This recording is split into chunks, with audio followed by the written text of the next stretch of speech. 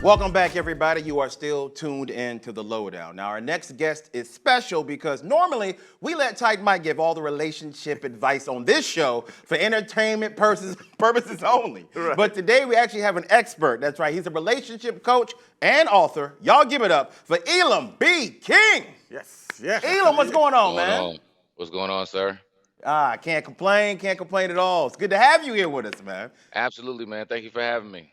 No worries. You come highly recommended by our good friend, Mr. Tight Mike Randolph. So I'm looking forward to all the advice you're about to give these people today.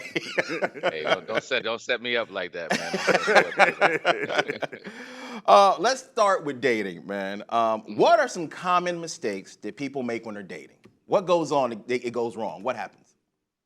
I would say that the number one thing that I normally notice, and first of all, let me just say thank you for me today. I hope I share something that can somebody can grab a hold of. I Okay, am a no worries. relationship coach, and so I do work from a life coaching and from a dating and marriage perspective with coaching individuals. And one of the major things that I see in the dating space is that people are people want to actually be more concerned with being with somebody else versus being with themselves first.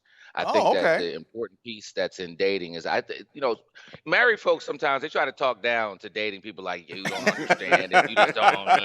And I'm just Okay. like date people who are dating, you need to be excited. You have an opportunity of creating your entire future with the person that you're with.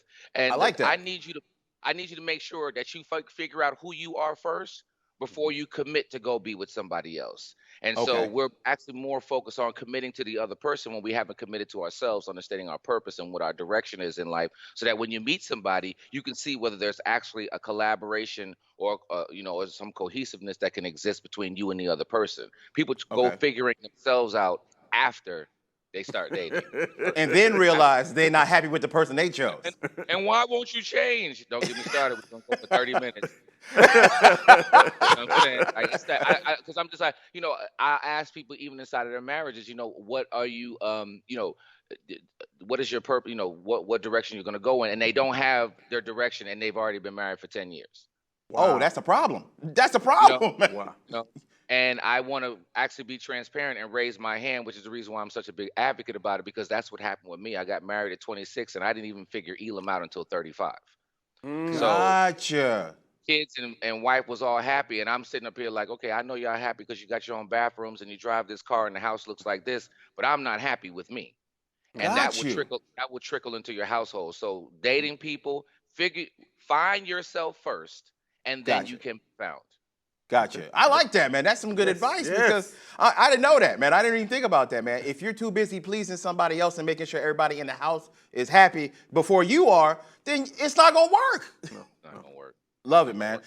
So is that one of the top reasons that people struggle in marriages? You would say? That's one of the top reasons why, because that's one of the top reasons. And I will go into the second one is that for those tenured marriages, they're, recognizing the fact that you have to continue to figure out your partner.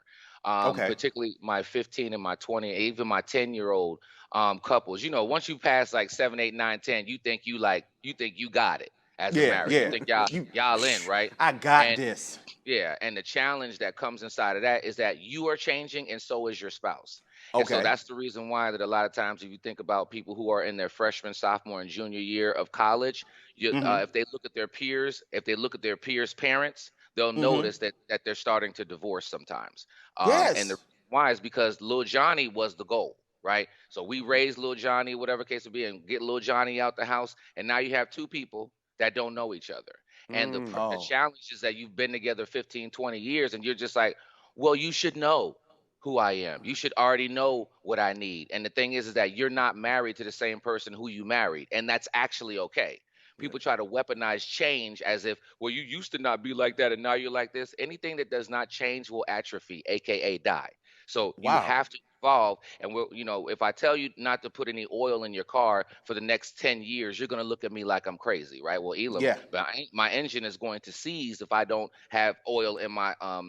car. But we forget that there is a financial oil, there's an emotional oil, there's an intimate oil, Wow. there's a spiritual oil, there's an experiential oil that we have inside of our marriages. And if we don't continue to pour into that, our marriage will seize. All right. Now, see, Elam, you're making me a little nervous, man, because I'm going to be honest and transparent with you, my friend. My last kid out of 4 just turned 18, and we about to be empty nesters, man, and we've been together for 28 years. So you telling me I need to get prepared and make sure I know the person I've been with all this time? Like, because we about to be together, like, a lot by Mhm. ourselves. Well, Okay. you know what? It's just like marriage pours gas on whatever the challenge was when you were dating, right? Okay. So that's why people sometimes, they'll get together and say, okay, you have a challenge there, but you just figure that the person's just going to change when you get married, and you're Mm-hmm. not pouring into that person and just giving them a better understanding of what your non-negotiables are, right? So Mm-hmm. if you're looking shifting towards 28 years later, whoever that you were is most likely a different person right now. Do you know Absolutely. that? Yes, I Right? Do do. you know Yes, I that do. just like your Yes. purpose? I'm just throwing it out there just for the Mm-hmm. person that's just listening. But do you know that? And then second of all, does your spouse understand that as well? Right? What Gotcha. your love language in year 1 is not the same love language in year 28, because your love languages can change every 10 to 15 years. So You're you could right. have rotated 2 or 3 times already the way that you need to receive love. Right? The way Gotcha. James receives love, it's different. Does she understand that? And then what does it look like for you? Okay.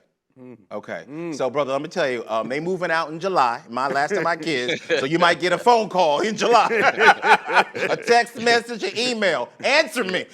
Yeah, I got you, man. I got you. And then Now, real if quick, I man, we got a short time left, and I could talk to you forever. But do you think all these things we're talking about, the fact that women and men are going to change as they get older, do you think it's important for people to talk and get counseling before they get married? oh my gosh. So if there's my light just went out.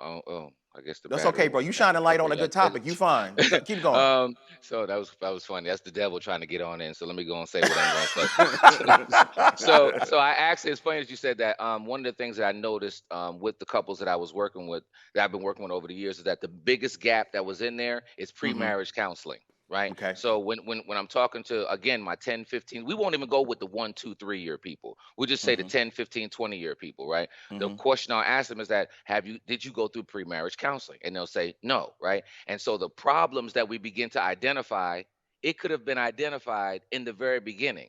Before But we all of didn't that. do that, right? So when we go get a house, right, we make sure that we investigate the area, right? When we Yes. go get a job, we don't get a job and then ask what the salary is, right? When you apply for college, right, you don't join the college and then figure out if the major is there. No, you do Yes. your research beforehand. So we'll do that Gotcha. with our house, we'll do that with our jobs and school, whatever case may be. But the biggest emotional, financial, and situation that we ever will partner with is the person who you marry, and we don't do any research.